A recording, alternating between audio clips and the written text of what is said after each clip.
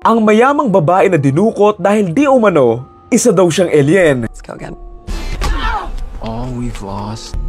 Welcome to the headquarters of the human resistance. Where's my hair? Your hair has been destroyed to prevent you from contacting your ship. What ship? Your mothership? Okay. I know who you are. I know what you are. I know you too, Teddy. Susundan natin dito si Michelle na isang mayamang babae na may malaking kumpanya na dudukutin ng dalawang lalaki. Ito ay sina Teddy and Don at naniniwala nga silang itong si Michelle ay isa nga daw alien na may planong sumira sa buong mundo.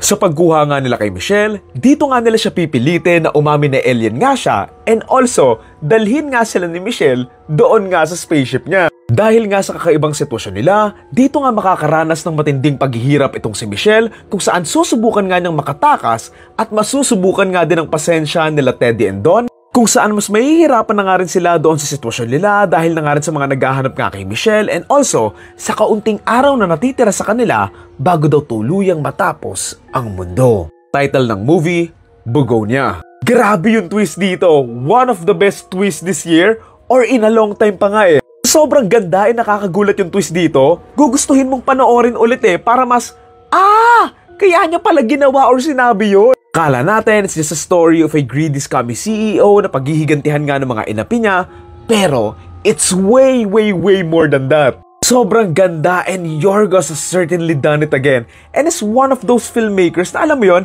na balanse niya yung artsy part nga ng mga films and also making a film that is grounded and has a clear and strong story nga din. Ang ganda ng pagkakasulat nito, lalo na nga yung layers ng details and messaging na pwede mo nga itong gawan ng essay tapos aabot ka na napakaraming pages eh. Spoiler alert, ang twist nga sa dulo, alien pala talaga tong si Michelle and basically all this time, tama pala itong si Teddy na akala natin nawawala lang talaga siya sa sarili. Plus that ending and what I really love about it, hindi na nila yung need idagdag kasi nga, okay na rin if doon nga nila tinapos nung sumabog nga yung cabinet. I could literally just end it here na nakaligtas nga siya or ni-reveal nga lang in a low-key way na alien nga siya. Pero, dinagdag pa talaga nila yung mahabang ending sequence that made the ending more iconic, unique, and more memorable. Gusto ko lang din purihin dito si Jesse Plemons kasi he's one of those actors na kapag nakita mo siya sa isang movie, for sure, maganda yung movie na yan or series katulad ng Breaking Bad, Like Mike, Black Mirror, Game Night, Killers of the Flower Moon, Love and Death. Grabe! What a resume in terms of acting. Sana nga magkaroon ng award si Jesse dito or at least a nomination kasi he really deserves it. Also si Emma Stone din. Third Oscar na ba? Ewan ko ba pero tawang-tawa ako sa mga scene nila together lalo na tuwing nag-uusap or nag-aaway nga sila Teddy and Michelle. Ang hirap himayin ng layers of messaging nga ng film na to pero I'll try to summarize it Basically, I love the first conflict kung paano nga naging konektado sa isa't isa sina Teddy and Michelle. Nalaman nga natin na hindi lang pala random na pinili nga ni Teddy si Michelle kasi nga magkakilala na sila and boss niya technically si Michelle and also si Michelle din ang dahilan kung bakit nagkasakit yung nanay niya. Ang conflict nga na ito, ang ginamit nga ng mga writers to distract the audience or at least make the audience think na nawawala nga lang talaga sa pag-iisip or nababaliw na talaga itong si Teddy dahil nga nahihirapan siyang mag-cope sa nangyari nga sa nanay niya and sa buhay niya kaya biglaan na nga lang siyang naniniwala sa mga aliens and mga conspiracies. Surprise, sa dulo, malalaman nga natin na he's suffering from layers and layers nga of traumas mula sa dati nga niyang babysitter and also sa nangyari nga doon sa nanay niya.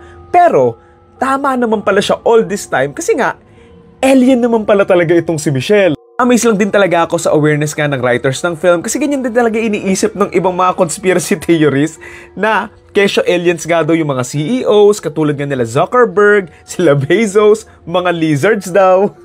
Nakakatawa and nakakamangha din nga kay Teddy, nakuha niya halos lahat ng detail. Yung itsura ng spaceship, yung plano nila, kung paano siya hindi makokontak, kaya nga niya tinanggalan ng buhok, tapos nilagyan nga niya ng mga lotion. Tapos, tama din pala siyang high-ranking official sa mga aliens, etong si Michelle. Parang in a way sa audience sa dulo, makukonsensya ka talaga kasi nga bukod sa it's a person suffering from severe traumas and depression dahil nga sa mga nangyari sa kanya, makukonsensya ka kasi hindi talaga natin siya pinaniwalaan. Nakalungkot pa na nawala yung kaisa-isang taong nakakasama nga niya and also nategi nga rin yung nanay niya kasi nga, inutusan ni Michelle eh. Yung nakakaiyak kaya na akala niya maliligtas na nga yung nanay niya, tapos ayun, sadly, tinake advantage nga lang siya, katulad ng ginawa sa kanya ng pulis na dati nga niyang babysitter. Oo, nakakalungkot yung movie, pero for sure, matatawa din talaga kayo dito kasi sobrang unique and iba yung humor nga nila. Tawa talaga ako doon sa una nilang conversation na pinipilit nga ni Teddy si Michelle na mag-record nga siya ng message sa mga kapwa niya, mga alien. Tapos si Michelle parang, ha? Anong alien? Anong Andromeda Galaxy pinagsasabi mo? Tapos ang nakakainis sa dulo, ang galing lang pala niyang umakting. Kaya nga pagkatapos namin itong panoorin, gusto kong balikan yung monologue scene niya with Teddy na akala pa nga natin noong una, gawa-gawa nga lang niya para nga mamanipulate nga niya itong si Teddy na sinakyan nga lang niya kunwari yung alien conspiracy shits niya.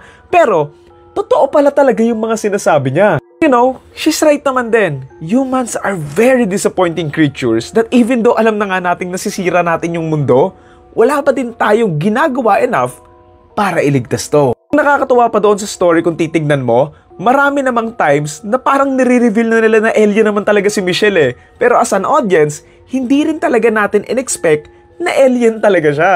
Na ang bilis niyang nakarecover nung kinoryente siya, yung biglaang paggaling nga lang ng tuhod niya, tapos yung nagalit siya nang nakita nga niya yung ginawa nga ni Teddy sa iba pang mga aliens na pinag-eksperimentuhan nga niya. Ngayon, nasa harapan na natin yung twist pero hindi pa nga rin natin nakita, na akala pa nga rin natin siguro inuutakan niya lang talaga si Teddy para nga makatakas siya, pero all this time, tama pala talaga si Teddy. Kasi bittersweet ending in a way kasi gusto lang naman talaga ni Teddy na mailigtas nga yung mga tao and yung mundo, and sadly, hindi man niya nailigtas yung mga tao, naligtas naman niya yung mundo and yung mga bis nga kasi nga, wala na rin yung mga tao na dahilan kung bakit nasisira yung mundo in the first place. Sabi nga nila, di ba, yung mundo, kaya niyang magstay na palutang-lutang sa outer space kahit walang tao. Pero yung mga tao, hindi kayang mabuhay kung walang mundo. For me, it's a good ending pa rin kasi at least nakasurvive yung mga hayop. Lastly, you know what's interesting pa about this film? Nakita na natin kung gaano nga ka-greedy and kasamang CEO nga itong si Michelle, kung ano yung mga ginawa nga niyang naka-apekto nga sa maraming tao, katulad nga ni Teddy, kung paano nga niya basically tinegi nga rin yung nanay nga ni Teddy. Pero, we're still on her side na gusto pa rin nga natin siyang manalo or makatakas. No, na hindi naman din tama by law yung ginawa nga ni Teddy, pero given the circumstances, it's an interesting perspective na ganun yung nakukuhang perspective ng karamihan nung ilan sa mga nanood nga nito. So yun, what an amazing film, and hindi ko pa napapanood yung Kinds of Kindness, but I will soon. Pero I've seen Poor Things and honestly, I think mas gusto ko to kaysa sa Poor Things. Pero ayun, to each his own. Kaya ng title ng movie ay Bugonia, and ang torta rating ko for Bugonia ay 8.5 or 9 out of 10.